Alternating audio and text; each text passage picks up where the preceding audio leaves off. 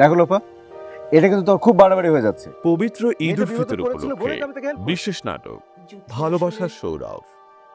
মানসিকভাবে অসুস্থ একটা মেয়ে। মামু আমাকে মেরে ফেলবে। মামু মামু মামু কি? আচ্ছা, ওই গুন্ডা ছেলেটা আচ্ছা, জানোয়ার রচনা জানোয়ার শফিকুর রহমান শান্ত। জানোয়ারের সাথে কেমন ব্যবহার করতে হয় তুমি জানো না? আমার তুই কি করলি? হ্যাঁ, শুনিস নাই? এই! আঙুল নামায় কথা বল। আমি ডাক্তার জাফর, আমার সহকারী। দেখবেন ঈদের দিন রাত 10:20 বাংলাদেশ টেলিভিশন চট্টগ্রামে। আপনি ওকে ফোনটা দিন।